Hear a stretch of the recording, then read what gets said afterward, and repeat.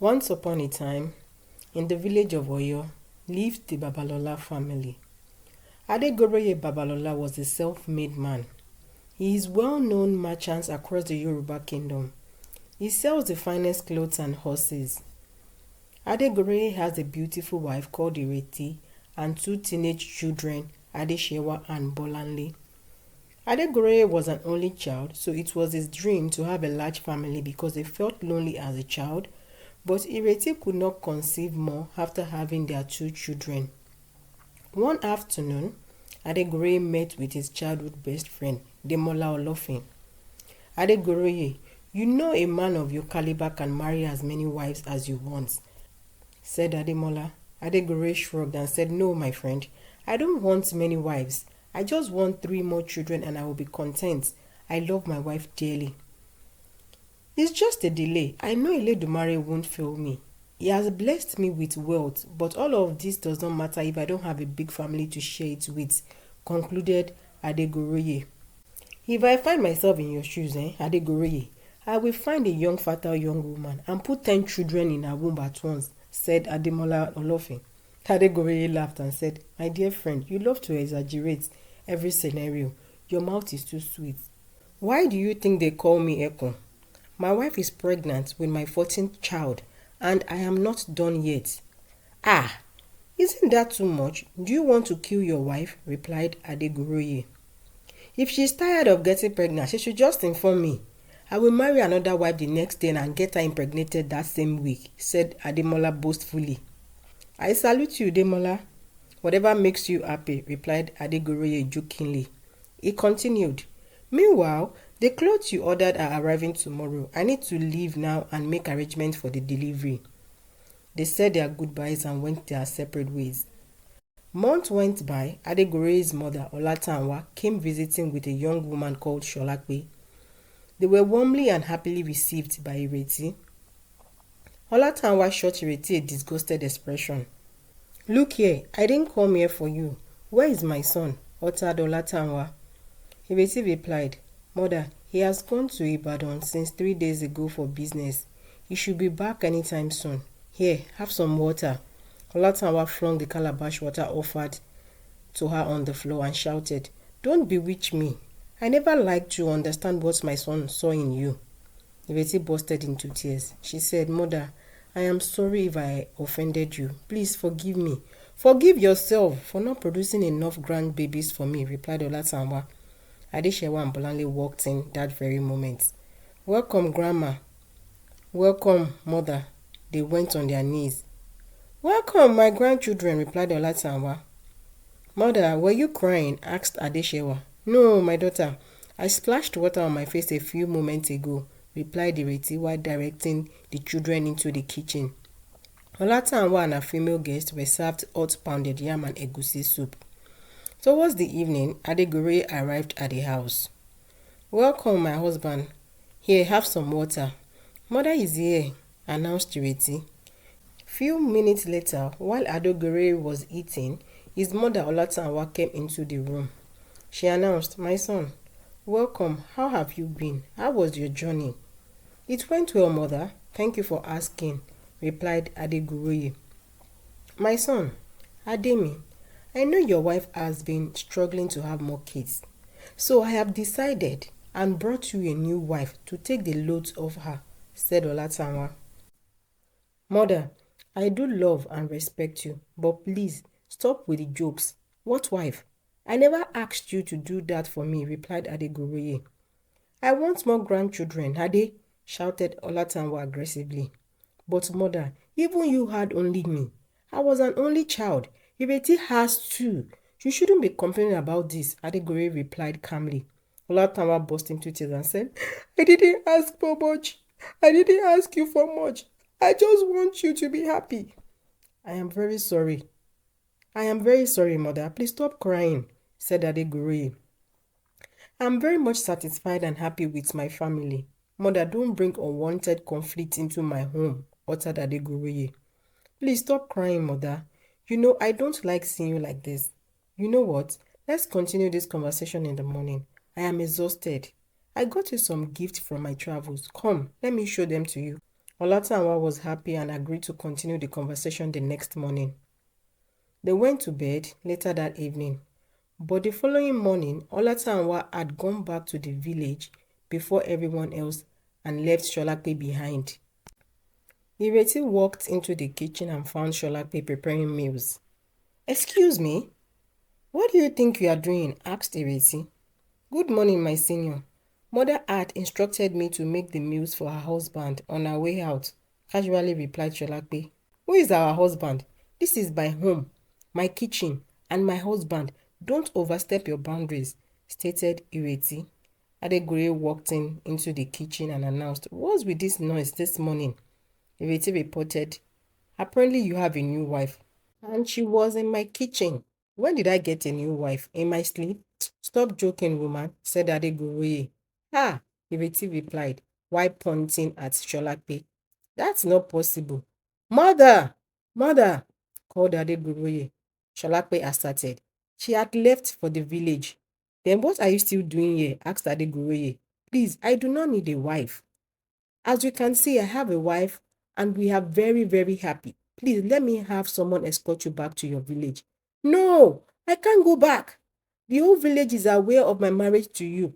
"Your mother came to ask for my hands in marriage on your behalf," cried Sholape.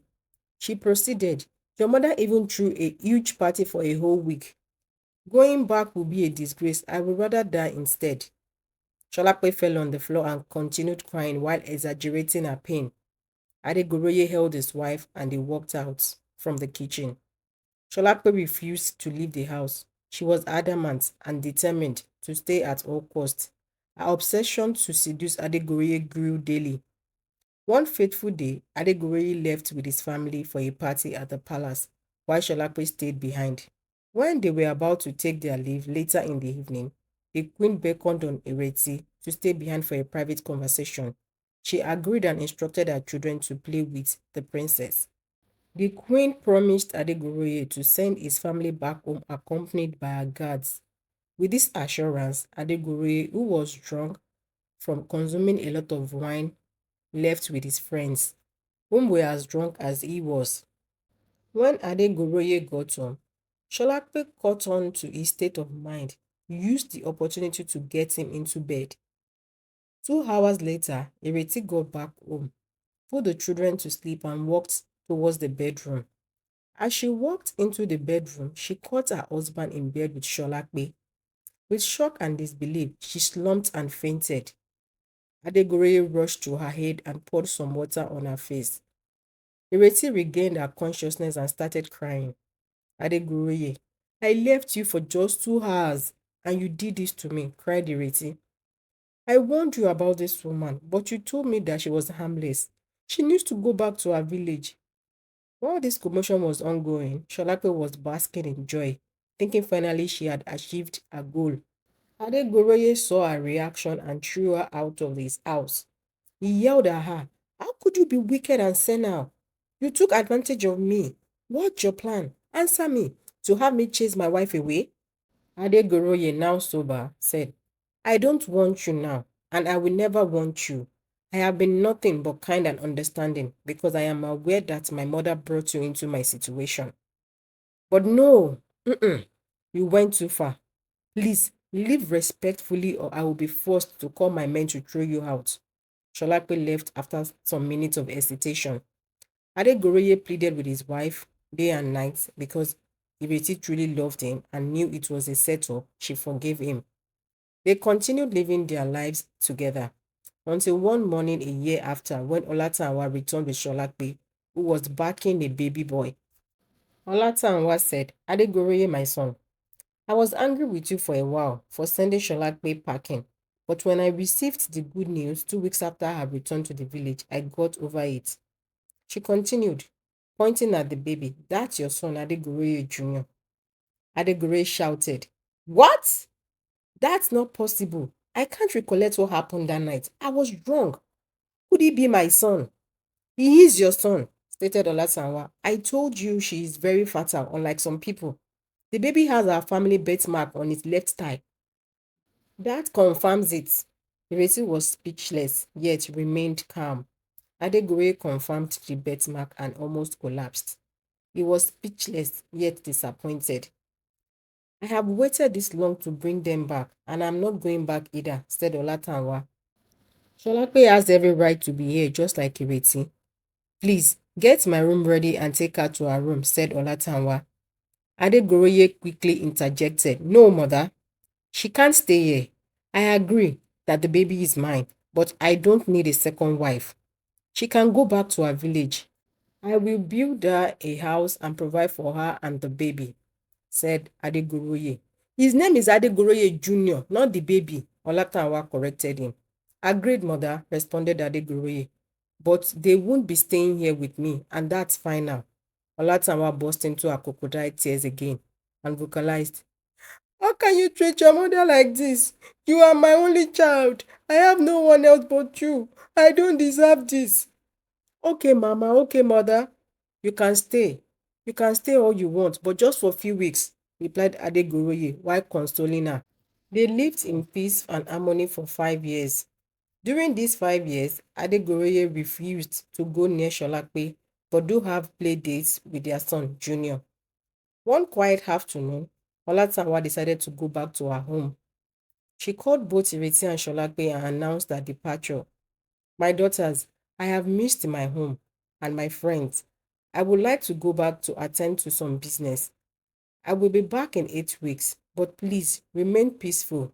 Take good care of my son and my grandchildren, she said. Yes, mother, they both replied. A week after Olatanwa left, Sholape started picking on Ireti and her children for absolutely no apparent reasons. One day, Bolanle came to Ireti crying. What happened, son? Asked Ireti. It's Mama Adegoroye Jr. She poured water into my food, kicked my plate, and called me a bastard, he replied. What? Why? For what reason? Asked Ireti. I did nothing, mother. I was just minding my business, eating my food with my friend, replied Bolanle. Ireti went to Sholape and asked her what had transpired. Sholape replied rudely, no one should ask me stupid questions this morning. Whatever he said I did with my full chest. Are you serious? Said Ireti. I have nothing more to say to you until my husband gets back. Sholape explained. Point of correction, our husband. Always acting high and mighty like you are the only wife in this house. Sholape continued. I have been peaceful because mother was around. Because of you and your evil children, my husband won't touch me. I ought to have had 4 children by now, but no, no, no, no, no. You had to keep him all for yourself, greedy evil woman, she proceeded. You wicked witch. I go to bed alone every day because of your existence in this house. Reti interjected. How is that my fault? Why don't you direct your frustration at Adegoroye? Why am I and my children your punching bags? Adegoroye walked in and vocalized, what's all this noise about? Sholape busted into tears and responded, it's my senior wife. She called me a witch and said my son is a bastard evil child. Ireti, in confusion, stared at her and said, that's a big lie. I would never utter such rubbish, said Ireti. I believe you, my wife, replied Adegoroye. I know Ireti well enough to know what she can and she cannot do, said Adegoroye. I don't need all this confusion and drama when I get back home from work, he proceeded. Sholape cried, but I'm not lying, my husband. I never called you a liar. I just stated the facts about my wife. Not to be disrespectful, I have told you this respectfully numbers of times that I don't need a second wife. I agree that your son is mine, but you are free to do as you like. You don't have to stay here, replied Adegoroye. Shalape walked out of the room with frustration. She went to the backyard and think to herself, what's so special about this foolish Ireti self? I'm even more beautiful than her. I am more fertile. I'm more appealing. She has charmed Adegoroye from looking at my direction. I want him all to myself. All my attempts have failed. I think it's time I visit my mother, she said and walked into the kitchen. 3 weeks later, Sholape announced her desire to visit her mother. Adegoroye gave her a bag of cowries and gift items for her mother. Sholape got to her village the next day. Her mother, Tinuola, was elated to see her after 5 years. She cried, "My grandson, I'm happy to see you. You have grown so big. Sholape, what have you been feeding this boy?" "Food, Mama. Good food," she replied. "Where are his siblings?" inquired Tinola. "Which siblings, Mama? Adegoroye hasn't touched me since I arrived back to his house," Sholape cried. "I am so sorry, my daughter. You have truly suffered. How could Adegoroye treat you so poorly?" said Tinola. "Mother, that witch Ireti has charmed Adegoroye. He doesn't even look at my side at all. He only plays with Adegoroye Jr. and also provide her needs," replied Sholape. "Ireti and her children are the center of his world." Sholape continued, "Mama, help me. I need his attention too. I want to be respected like Ireti, the wife of the richest man in Yoruba land." "But he won't even acknowledge me," cried Sholape. "Imagine, Mama, he offered me money and properties just to leave him and marry another man." Tinuola replied, "You don't need another man when you have Adeguruye. Everyone in this village envy me because you are married to him. I can't have anyone disgrace or take that away from us. You know how our status changed after his mother came into our lives." "I know, Mama," replied Sholape. "Don't worry, my daughter. Eat and rest. Tomorrow, we will visit Priest Abijah in Mokola," said Tinuola. The following day, they arrived at the priest's shrine. "We greet you, Priest Abijah," said Tinuola. "Ifa greets you." "Welcome, Tinuola," replied Priest Abijah. "What brings you here, my daughter?" he asked. "It's my daughter's senior wife," replied Tinuola. "She has bewitched their husband. They have made my daughter's life miserable. Imagine, Baba Abijah. Her husband hasn't touched her in 5 years," cried Tinuola. "My daughter has been cheated greatly. How can you help us, Baba? Let me consult the oracle." After some minutes, he announced, "Tinuola, how long have you known me?" Tinuola replied, "For more than 20 years. Have I ever told you lies or given you fake prophecies?" Tinuola replied, "No." To avoid the anger of the oracle, your daughter should leave that house and go and find her own husband. "I can't believe my ears. Has she charmed you too?" screamed Sholape. "Shut your stupid mouth," interjected Tinuola. "Baba Bija, don't mind her. She's just a child." Priest Abijah proceeded. "The oracle told me that your daughter will find her own husband. He might not be as rich as her present husband, but he will show her true love and happiness. The first wife has a strong deity behind her. Do any harm to her or her loved ones, it will backfire," concluded Baba Abijah. Sholape shot him a wicked look and stormed out. Minutes later, Tinola joined her outside and they took their leave. When they got home, Tinola called her daughter. "Sholape, listen, my daughter. You know I will do anything for you, but I can't lose you over Adeguruye. Baba Abijah mentioned your husband is somewhere out there and he will love you unconditionally. So please move back here and let's just figure it out together." Sholape looked at her mother with utter disgust. She shot back at her. "No, mother. I don't want any other man except Adeguruye. I love him. He means everything to me, and I would do anything to keep him for myself," said Sholape. Tunuola responded, "Is this girl normal? Are you sure this is not an infatuation or obsession over someone that doesn't even fancy you to begin with? You had better receive sense and move on already. Financially, we are okay. Now, thanks to Adeguruye, any man will be lucky to be associated with us." Sholape ignored her mother and left for her friend's house. She lied to her friend Abimbola about her treatment by Ireti. Abimbola took her to a nearby forest to meet a wicked priest. He gave her a charmed powder. He instructed her to rub the powder on her face, but the first person to see her face must be Adeguruye. If she succeeds, Adeguruye will belong to her forever. Sholape was overjoyed and couldn't wait to get back to Oyo. A week later, Sholape, now in Oyo. This time around, Sholape was acting too nice, but Ireti noticed this new pattern of behavior. But she was happy that for once she doesn't have to exchange words with her.